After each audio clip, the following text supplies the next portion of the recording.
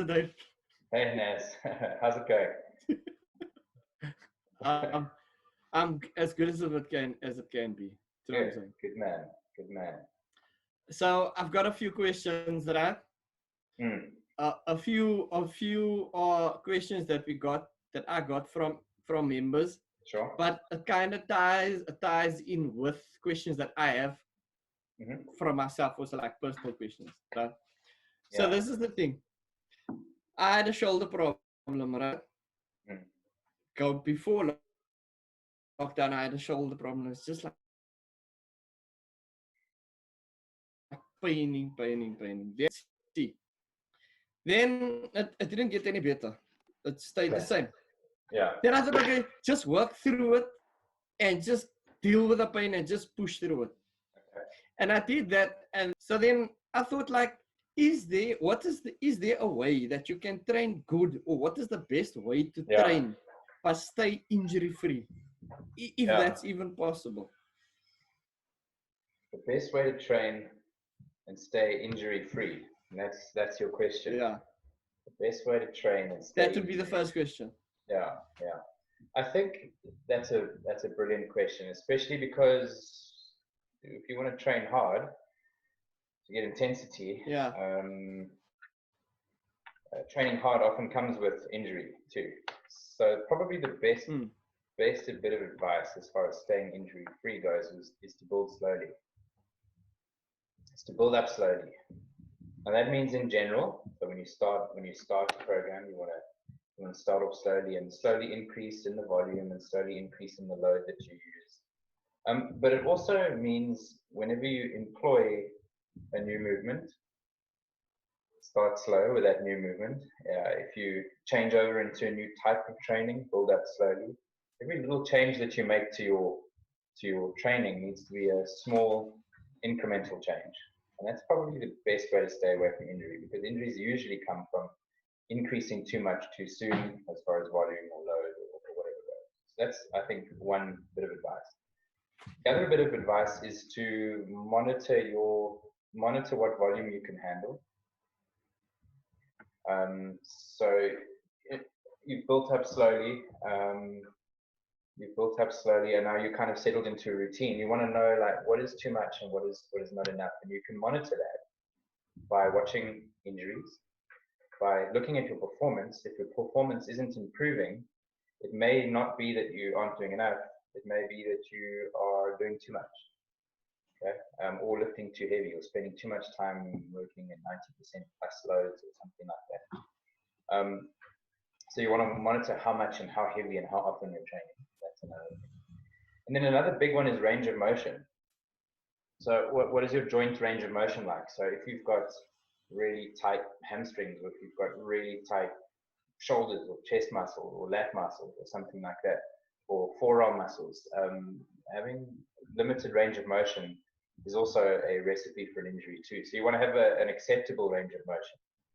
So I think those are three important concepts if you want to avoid injury. I understand that, but you know what? Telling CrossFitters that is hard. Say that again?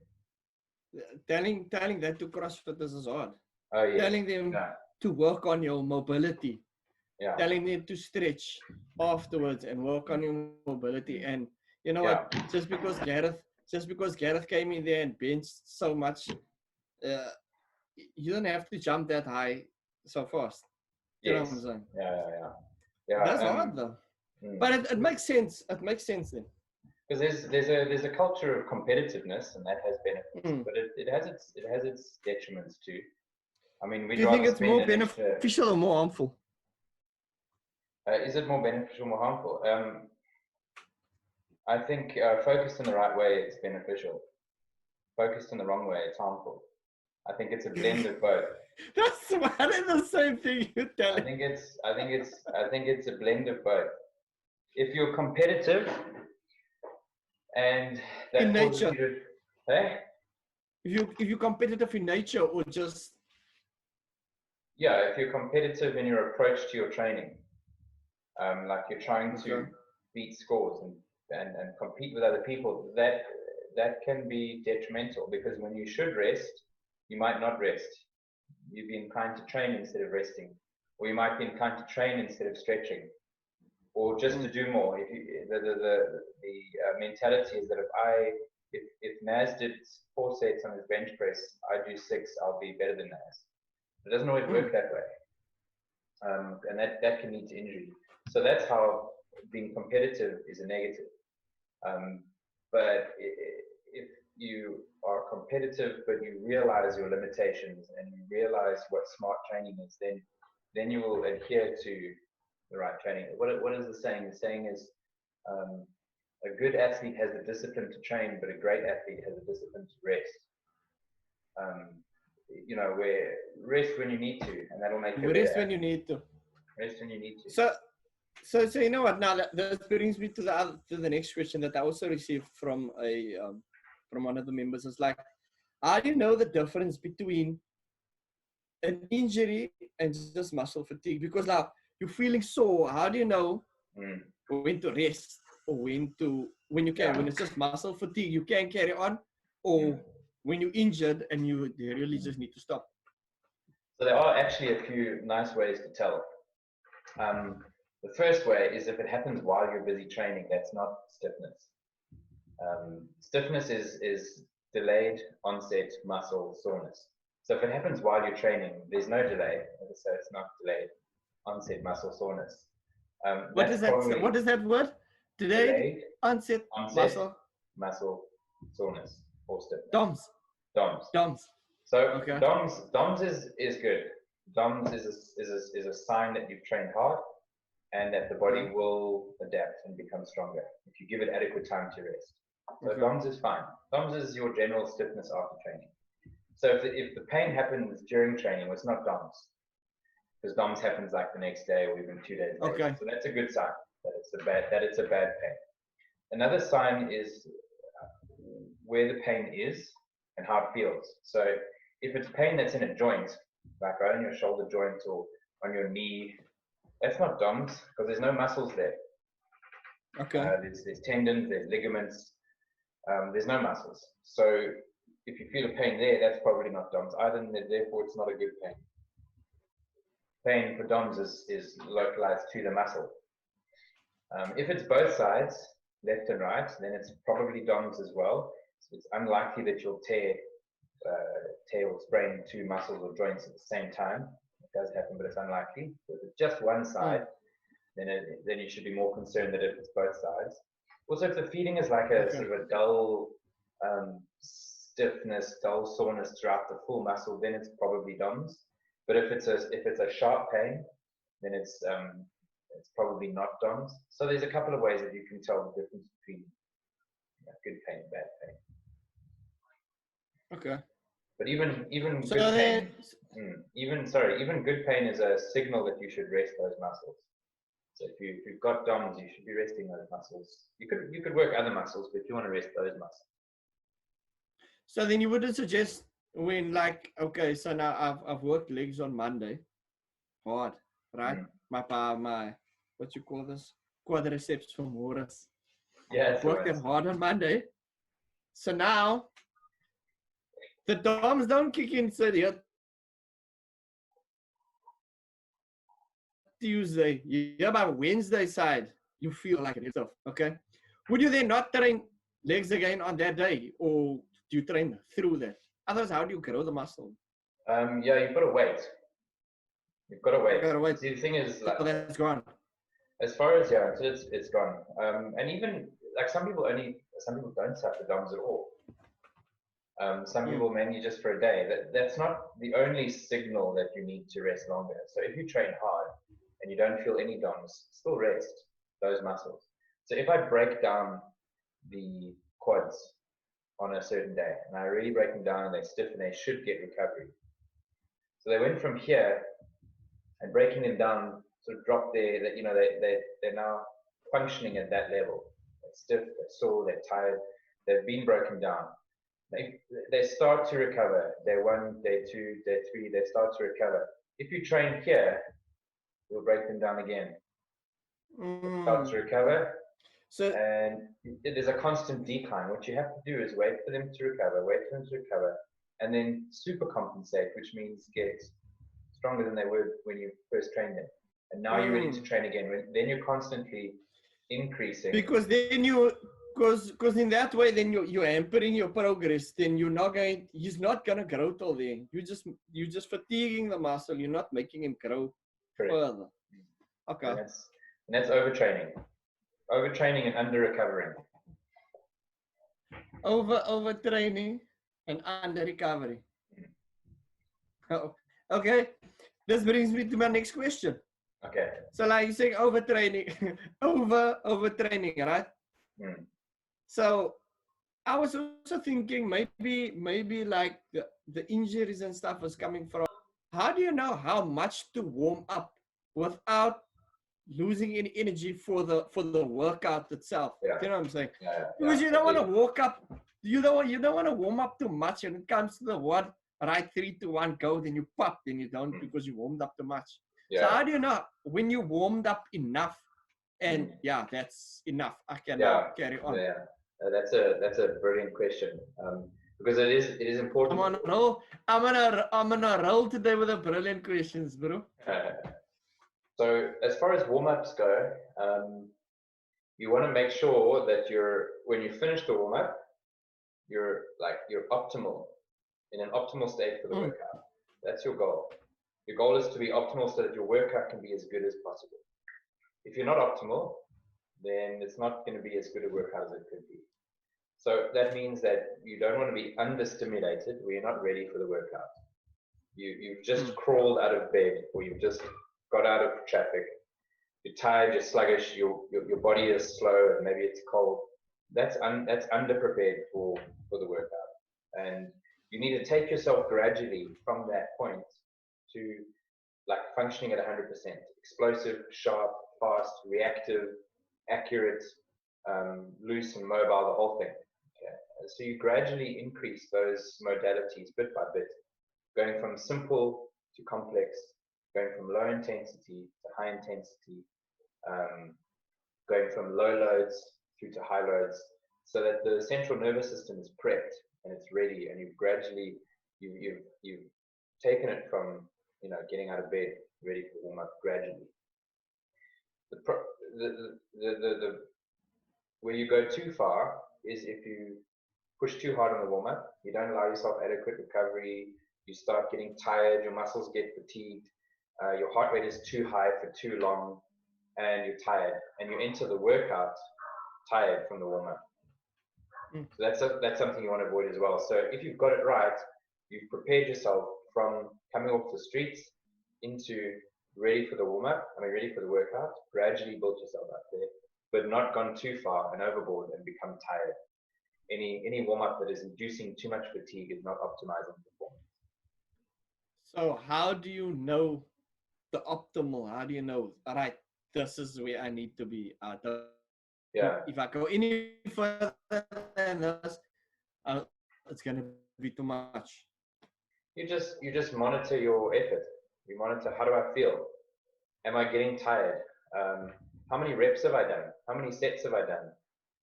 Where is my heart rate? Is it elevated at 170 and staying at 170? Or is it maybe peaking on 170 and then dropping back down to 120? That's probably fine. But if you're holding it too high for too long, you're probably tired, and you'll feel that. Your muscles are starting to burn, and you want to monitor your feelings on that, monitor your perception on how you feel. That's hard for me, no? Is it? Why? Do you go too far? No, okay, when you're busy in the warm-up, sometimes you feel like, is this only the warm-up? I don't smoke for this. I don't have the energy to carry on. And sometimes I already know even before I do the workout itself. It's just by in the warm-up I can feel this is not gonna be like I'm going to struggle on this because for whatever reason. You know what I'm saying? Yeah. But like that is something else. It's like I would, how can I say? It would just be if there was just like a sure way, if like, okay, if there's maybe a few exercises that you can do that, if you can do this within that time, then you are 100, you are optimal, you can go. Is it something like that? I'm not sure I understand you, but I think Yeah, I know that. just to be clear on what you're trying to do is you're trying to slowly increase on a few simple modalities: the intensity, the load, and the complexity. So you're going from doing simple moves, building up in complexity throughout the warm-up. Let's say it's a 10-minute warm-up. The start of the warm-up, you're doing very simple maneuvers. By the end of the warm-up, you're doing more complex maneuvers, and you've gone through a progression. You've started with light weights, and you've built up to heavier workout weights, okay, such that when you get to your heavier weights, slowly building up, you know what you can handle in the warm-up, and also you're prepping your body. So you might not, if you start out too fast in your warm-up, it might feel very heavy, but if you build it up slowly, then it doesn't feel so heavy. And the intensity as well, you might start out with like a jog or something easy, dynamic lunges and inchworms and those kinds of slow, easy moves, and build up an intensity to like skipping and shuffle sprints and karaoke runs and icky shuffles and those kinds of things. But it'll feel hard in the beginning, but if you take your progression up slowly, it'll feel a lot better than if you jump into it too soon. So there isn't, okay, so I was going to say now, so there isn't like a certain time period, like 15 minutes is adequate time for warm-up, because obviously it depends on the intensity of that 15 minutes. Yeah. And it also depends on what the warm-up and what the workout entails. Yeah. So a short, explosive, heavy workout would require a longer warm-up. So if the warm-up for the day is, the workout for the day is like a 5-minute workout, and I don't know, there's heavy thrusters in it and muscle ups or something like that. Muscle ups require a good warm-up. Heavy thrusters require a good warm-up and a build-up as well. So that you'd spend a good amount of time, 10 minutes, 15 minutes, maybe even 20 minutes to build up ready for a 5-minute workout. And that 20 minutes is not an intense 20 minutes, it's a preparatory 20 minutes of slowly building up complexity, going through drills, getting mobility right and stuff like that. If it was a longer workout, a longer, easier, simpler workout, where it was maybe, say, double unders, rowing, skiing, and assault bike, those are low impact, maybe except the double unders, but they're low impact, simple moves. So you could maybe get away with a 5-minute You don't need a long warm-up. Okay. No. So it does depend. It does depend on individual to individual. If you find over time that the class warm-up isn't enough for you, you take longer than average, then come in early and spend time doing more parity work. Get through your range of motion stuff, duck walks, squat stretches, shoulder mobility work. Come in early and do more so that you are ready. I think that's what I'm going to do then, because it's like, especially for my shoulder, I find that I need to warm up a bit more, just so that the shoulder can work properly. I think it's just coming with age or something. I'm getting old now, yes. And being at home and just sitting at home is just making me feel more old, and just like I'm so over it. Yeah, and it makes you feel rusty and creaky. It makes you feel rusty. And you know what I said? what I realized, I don't know, maybe this is also just boredom or depression or whatever. I'm thinking like, Bra, you know what? Maybe you've just peaked already, man. You've reached your peak, it's fine. You did great. It's time to go downhill now. Do you know what I'm saying? No, don't even go down that road. No, so I'm thinking like, so that brought me to this question. This is actually my own question, right? Yeah. It's like, how do you know, or is there a state that you reach, or like a peak that you know you are not going to lift heavier or run faster or be better than what you are right now? Yeah. Yes. What? Yes. So I think I'm there, Dave. I think I'm there. Naz, I was there 10 years ago. 10 years ago? You talking cock, man. Don't let me swear at you, man. and I'll with and all, I'm and with all the stuff you're doing here, and the handstand, this, what you call this? and Hold on, what's this other thing that you do? This other thing, man. what? Were you running with a car with Oh, parkour? parkour. Parkour. Yes, those No, listen, parkour things and stuff. that's new. You. That's new. Do you know what I'm saying? So I don't think you've reached your peak. 10 Yeah, years ago, definitely. you mad? You're Definitely. lying. 10 years ago, Naz, the only word to describe those sorts of peaks is bulletproof. It's bulletproof. You could do nothing wrong. You could do nothing. You could learn new things. You could train as hard as you want. And it didn't matter. So as far as peak goes, yeah, no, that ship has sailed. That ship has sailed, and it's normal. It's perfectly normal. The thing is, though, that it's tempting to then think, "Oh, that's it. I'm done. I'm hanging up my boots. I'm done. There's no point. I'm never going to reach peak." But that would be, I think, a bad attitude, because what the way I see it is I'm fighting to hang on to health as long as possible. I'm fighting to hang on to health as long as possible, because it's fun. It's fun to be able to do cool things and be able to try things, as you get older and older, to try new things. And you can't really do that and maximize your life from a physical perspective if you aren't, at least staying fit and trying to retain that. So, yeah, if you're past your peak, so be it. It happens to everybody. Just fight to keep your health as long as possible. Okay, but now that is like new things. Okay, but what if, like, for example, just an example, bench press, right? So that is not something new. It's something that you've been working on. But like, can you reach this point where you just can't bench heavier? Oh yeah. So because I understand what you're saying. You try to keep healthy, to try new things. But what I'm saying is, what if it's not new things that you want to do? You just want to do one thing. Okay. Yeah. Good question. So you can see that for yourself. You can see it.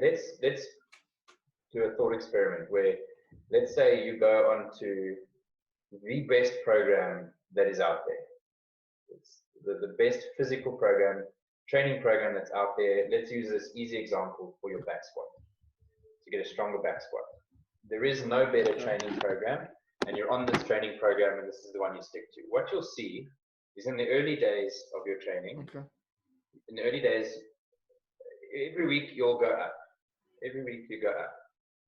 But over time, the increases from week to week will dip, and you could record this. If you record if you log all of your reps and your sets and your weights and your loads and everything on this training program, you will see that your results start to taper. And the shape that forms is a beautiful asymptotic approach. What that means is that there is a ceiling, and you can see it in your progress, and it's approaching that ceiling. That those improvements are not going to continue on a sort of upward trajectory forever. They will approach a max, and that max is primarily based on your genetics, a little bit about your nutrition and your eating, the consistency in your training, if you're training right. But again, we're on the best training program, so the training is perfect. You'll approach a genetic max, definitely. There's no doubt. You're not going to keep continuing forever. Is it?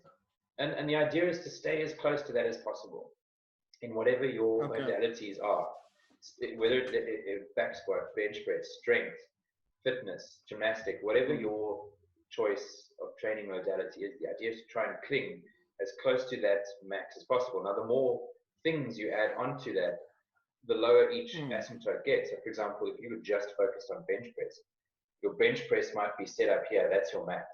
If you now add into that maybe 2K rowing, you want to become very good at your 2K row time, and you devote more time, now your bench press does drop. So those kinds of things do affect what your maximum is, and there's many things that affect your maximum. But there is a maximum set there. There is a maximum set, and you need to be okay with that, and not beat yourself up about it. It's normal. So I think that maybe once you realize, okay, no, you know what? You're going to reach that peak. Once you reach that peak, it's okay. Maintain that peak. And with maintaining that peak, you will then maintain a healthier lifestyle. Yeah.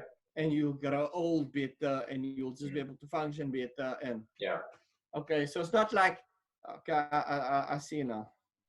Yeah, and it's okay. So like the thing is, I've reached my peak on certain levels. That's fine. You'll still get some increments, but maybe like I'll give myself maybe another 5 more years when I'm 45. Then my bones will just say, hold on, that's it, because of my genetics or whatever. But then it's okay. I will live with that numbers, whichever my bench, my back squat, I'll live with that numbers and just try and maintain the lifestyle, a healthy lifestyle till I'm 70 or whatever. Yeah, because what's the alternative? Because the alternative is to let it slide and decline. And then every meter and every measure that you have declines, and that's the alternative. And for me, that's not. There is other alternatives, but that is left for another day. That I'll get into another day. Yeah, the thing is, but that ties in. That ties into what we're saying is what I'm saying is be okay with having this maximum. Be okay with it. Keep training. Set yourself realistic expectations. And be okay with it. It's fine. I mean, if you're not bench pressing 300 kilograms, it's no big deal. If you're coming in and training every day, I said, you mouth 300 kilos. It's fine. Exactly. Maybe 300 pounds. Yeah. I think any body that promises that you can keep improving and hit supernatural numbers, they're selling a false hope to you. And if your expectations are that you can get to the CrossFit Games, statistically speaking, you are setting yourself a false hope, in the sense that a small percentage of people get there, and it's genetics and whatever other reasons how they got there. But be okay with just training smart, training consistently, doing all the right things, and you will reach your natural peaks and your natural maximums and enjoy that and set realistic expectations. So up if you aren't improving forever. How's your training going? Yeah, it's okay. It's okay. It's not as fun as being in group classes with the crew. It's definitely not as fun. But it is quite motivating to keep going, knowing that one day we'll be back in the box, sort of battling it out, and you still want to be okay. You still want to be sort of fit and you do what you can. There's a lot that you can. Yeah. No matter what your restrictions are. Just do the best that you can. Yeah. Find what you can do and do it well. Yeah. And be happy with the numbers. And it's okay also just to be lazy and take a nap whenever you want. From time to time, yeah. It's okay. It's okay. Naps are good. There's nothing wrong with a nap. Naps are good. Naps are good. I believe so. Yeah. How's your training going? Is it better this week? No, actually, I just rode a couple of times this week. Okay. I rode a couple of times because, like I said, with me not doing anything, my shoulder was giving me problems. So my shoulder just getting worse and worse. And also the fast started today. Like it's okay. The fast started. Yeah. So but at least we can we start eating at like 6 o'clock, just after 6. So there's plenty of time for me to still row and do a run and whatever. And get lean. I actually put on weight in this lockdown, so okay. I don't think I'll lose that much weight. Okay. I don't think I'll lose that. So the fast has come at a good time. Yeah. It is. Can I join you on this fast? Of course you can. Yeah. Of course you can. we should Everybody's do more worried this about your often. sleeping. Everybody's worried. Everybody's worried. They want you to sleep, go to sleep, and then wake up feeling well rested and happy. Everybody's worried about you. Is your sleeping better this week? Do you feel less tired? It was, but then I just had some couple of restless nights. So I'm thinking about Frick and yeah. What can you do? What can I do? You know what? Yeah. Definitely try and keep training. Have some fun with it though. Maybe set yourself a couple of interesting, fun little goals during lockdown. No, you know what? I'm actually enjoying the rowing because um uh, I'm just doing a 5K every day or as whenever I can. So like the 5K is a bit more. It's a bit more challenging than the 2K. Like the 2K was like it was hard, but you can't. It's shorter. So now I'm trying to break this 20-minute. I just can't break 20 minutes on the 5K. Sure, it's fucking hard. Well, there's your goal. There's your goal. Yeah. So the thing is, so like it's me and Mikael. So Mikael is on I'm doing 5K. He's doing 5K, and Lut is doing 2.5. Okay. And one of Mikael's friends is also doing 2.5. So like we're having competition. Like if I pull out the rower now and I row 5K, then each of them wants to row and see and try and beat it. So fantastic. Yeah, but I'm struggling to beat Mikael, and that's what made me realize, brah. Is he rowing quicker? Brah, he's quicker. He's about a minute quicker than me. Yeah. Sure. That's amazing. Yeah. So no, I'll keep on training. I'll keep on training. That's very good for him. Yeah. And I think he can only show he's only 16, 17. 16, 17. I don't know, they're about. Exactly. Yeah, and he hasn't peaked yet. He hasn't peaked yet. He's got 10 years. I'm thinking. Sure. Now I'm thinking like his bench now that 2-rep max was 75. I mean, he's 17. If I was benching and I started training from that time, sure. CrossFit Games, Jakob. Who knows? Yeah. That's good. You must encourage it. Yeah, no, I'm encouraging him. And it's a bittersweet day when your kids start outperforming you. You want them to do it, but at the same time, you don't want them to do it. It's bittersweet. I'm telling you, Dave. Yeah, it's like, oh, I'm useless. Yeah. Anyway, Naz, I must go. Wait till the day Ethan overtakes you, then you'll see. Oh, then you'll feel how I feel. I'm waiting. That's why I keep training. That's why I keep training. It's gonna happen. Anyway, and we'll celebrate. I'll mourn and celebrate at the same time. Okay. Okay, Naz, I gotta run. Cheers, man. Me too. Cool. Thanks, Naz. I'll chat to you soon. Bye. Cheers, yeah.